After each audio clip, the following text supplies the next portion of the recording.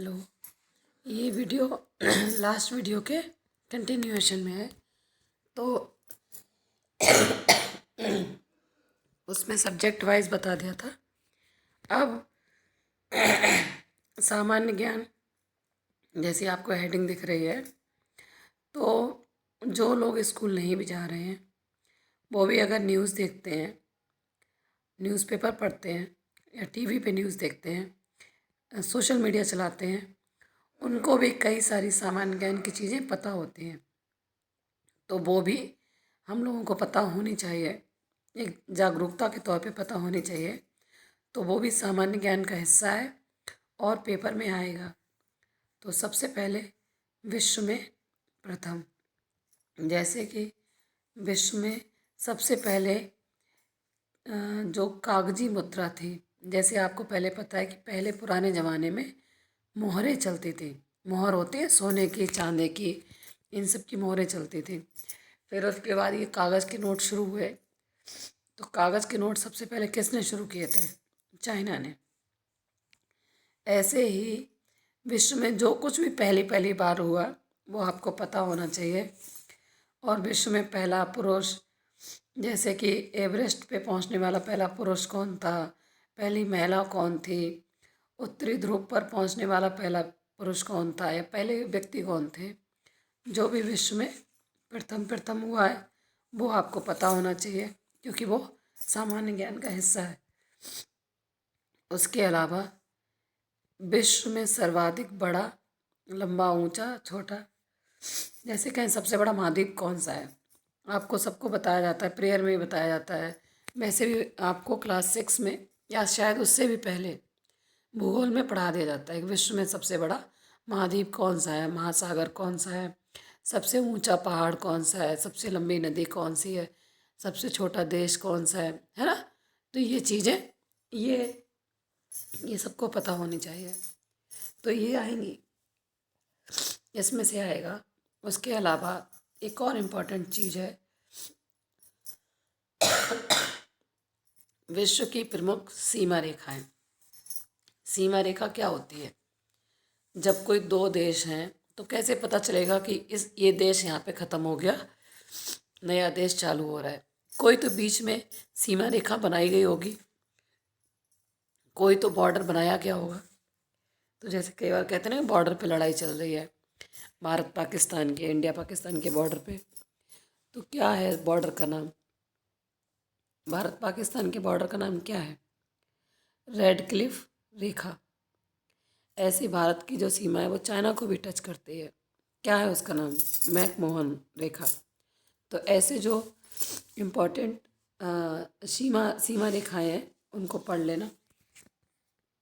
फिर भारत में प्रथम, अब आपसे पूछा जाए कि भारत में सबसे पहले पहला यही पूछा जा सकता है, प्रथम महिला राष्ट्रपति कौन थी, है ना। प्रथम राष्ट्रपति सबको पता होते हैं, लेकिन महिला राष्ट्रपति कौन थे? अंतरिक्ष में पहुंचने वाले प्रथम भारतीय कौन थे? और अंतरिक्ष से, शायद मैंने पिछले वीडियो में बताया, मैं फिर बता देती हूँ, चंद्रमा पर उतरना एक अलग बात है, अंतरिक्ष में जाना एक अलग बात है, ठीक है। अंतरिक्ष में आप कहीं पैर नहीं जमाते, कहीं उतरे नहीं होते हैं, धरती के गुरुत्वाकर्षण से बस बाहर होते हैं। तो भारत के प्रथम गवर्नर जनरल, प्रथम वायसराय, प्रथम भारत रत्न किसको मिला, है ना। भारत के प्रथम ज्ञानपीठ पुरस्कार किसको मिला? माउंट एवरेस्ट विजेता कौन है? भारत के जो प्रथम थे। फिर भारत में सबसे बड़ा, जैसे कि रेलवे स्टेशन पूछ सकते हैं, भारत में सबसे बड़ी नदी कौन सी है, सबसे बड़ी कृत्रिम झील कौन सी है, खारे पानी की झील सबसे बड़ी कौन सी है, मीठे पानी की झील सबसे बड़ी कौन सी है, ये भारत के बारे में पूछा जा सकता है। फिर उसके बाद आता है शब्द संक्षेप। शब्द संक्षेप का मतलब है किसी की शॉर्ट फॉर्म दे रखी है और आपको उसकी फुल फॉर्म बतानी है। फुल फॉर्म यानी कि विस्तार बताना है। जैसे कि आपने कई बार भूगोल में पढ़ा होगा, उससे पहले सुनो, ये बहुत सुना होगा आपने, एटीएम। एटीएम जाना है, पैसे निकालना है, तो एटीएम वहाँ लिखा भी रहता है। तो कभी सोचा है कि इसकी फुल फॉर्म क्या होती है, क्या मतलब होता है एटीएम का? एटीएम का मतलब होता है automatic teller machine. A for automatic, T for teller, M for machine. ठीक है, तो इस तरह के एटीएम उसका संक्षेप है और ऑटोमेटिक टेलर मशीन उसका विस्तृत फॉर्म है। इस तरह से इंग्लिश में 4-5 अक्षर छोटे छोटे लिखे रहते हैं, अल्फ़ाबेट, उनको जोड़ के एक मीनिंगफुल शब्द संक्षेप बनता है और आपको उसकी फुल फॉर्म बतानी होती है। तो ये भी आएगा थोड़ा सा। अब है महत्वपूर्ण दिवस। अभी आपने थोड़े दिन पहले बाल दिवस मनाया, उससे पहले राष्ट्रीय एकता दिवस मनाया, उससे पहले गांधी जयंती। तो हम भारतवासी बहुत सारे दिवस मनाते हैं, उनको महत्वपूर्ण दिवस यानी कि उस दिन कुछ महत्वपूर्ण हुआ था। तो ये सामान्य ज्ञान का हिस्सा है और ये पूछा जाएगा। संयुक्त राष्ट्र संघ क्या है? संयुक्त राष्ट्र संघ,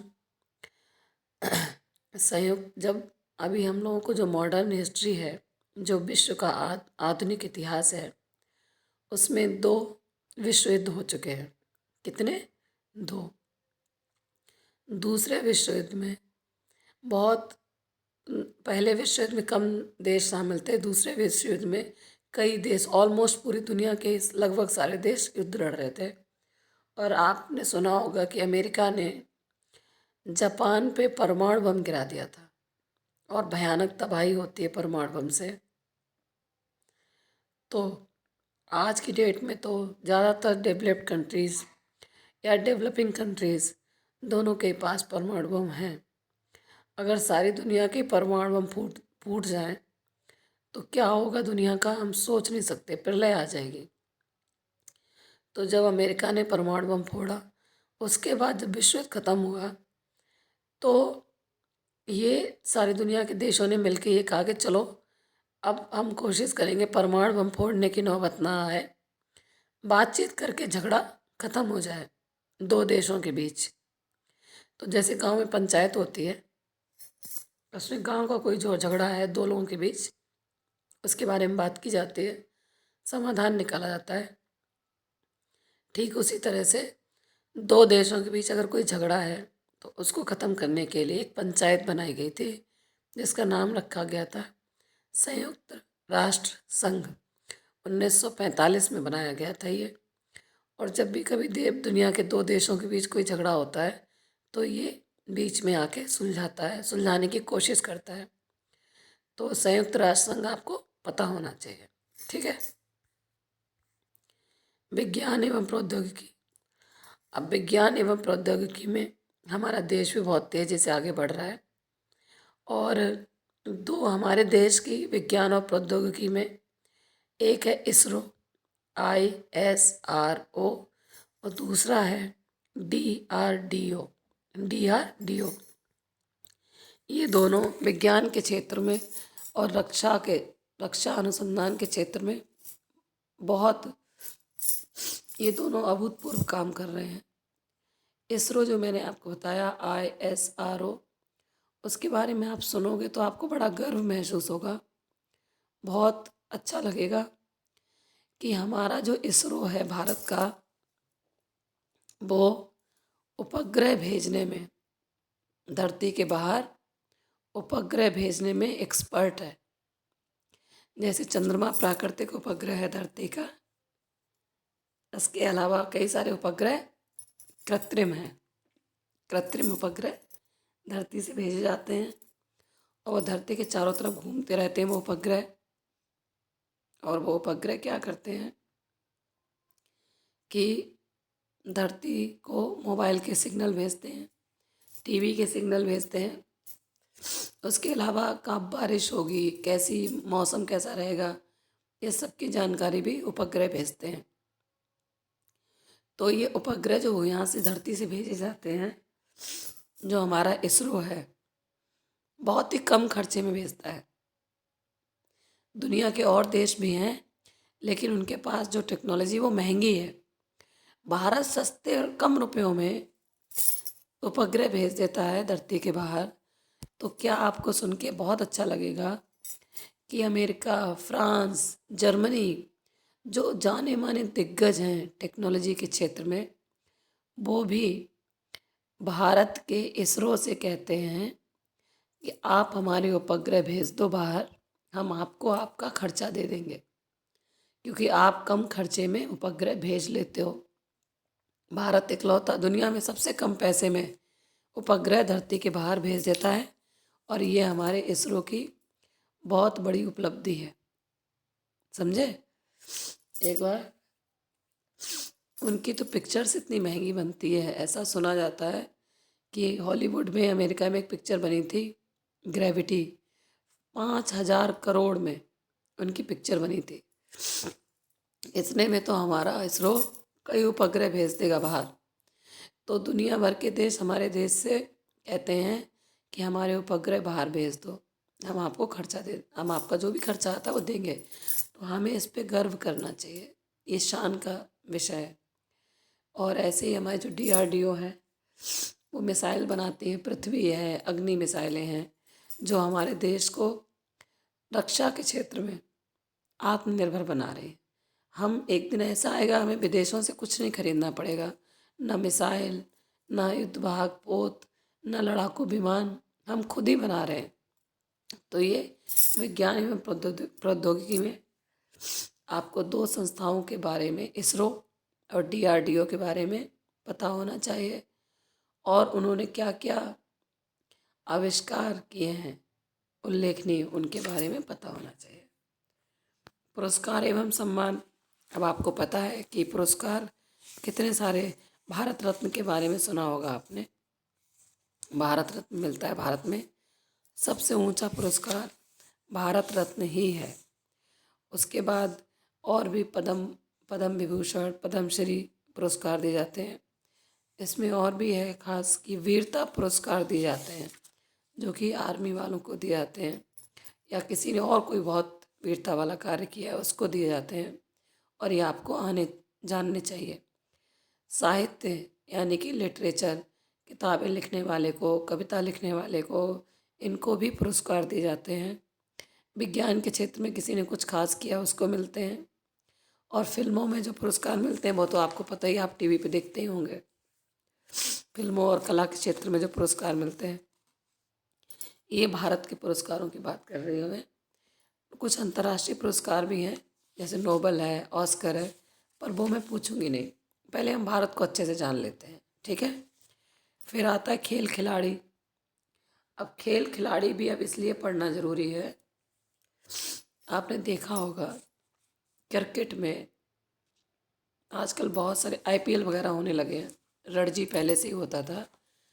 तो खेल का जो क्षेत्र है वो अब करियर के हिसाब से भी, अपना भविष्य बनाने के हिसाब से भी एक सुनहरा क्षेत्र है।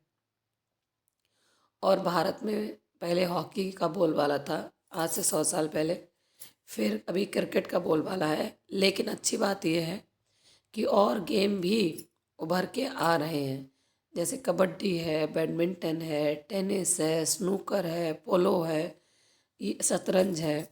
ये चीज़ें भी, इसमें भी खिलाड़ी अच्छा कर रहे हैं और अच्छा खासा नाम और शोहरत कमा रहे हैं, पैसे भी कमा रहे हैं। कि आपको पता होना चाहिए कि जो हमारे भारत का क्रिकेट बोर्ड है, BCCI, वो दुनिया का सबसे ज़्यादा अमीर बोर्ड है। सबसे ज़्यादा पैसा भारत के क्रिकेट बोर्ड के पास है। तो इसका मतलब है कि भारत की अर्थव्यवस्था में खेल जगत का बहुत योगदान है। तो इसलिए हमें इसके बारे में पढ़ना चाहिए। अब भारत के राष्ट्रीय प्रतीक, राष्ट्रीय प्रतीकों से मतलब है सबसे पहले हमारा राष्ट्रीय ध्वज, राष्ट्रीय गान, राष्ट्रीय गीत, राष्ट्रीय पुष्प, राष्ट्रीय पशु, राष्ट्रीय पक्षी, इन सब के बारे में आपको पता होना चाहिए। एक भारतीय नागरिक होने के नाते, एक जागरूक नागरिक होने के नाते कम से कम ये हमें ज़रूर पता होना चाहिए। तो इनसे भी क्वेश्चंस बनेंगे। तो ये जो सामान्य ज्ञान प्रतियोगिता का मेन मकसद है बच्चों को पढ़ाई की तरफ मोड़ना, उसके अलावा उनको जागरूक बनाना।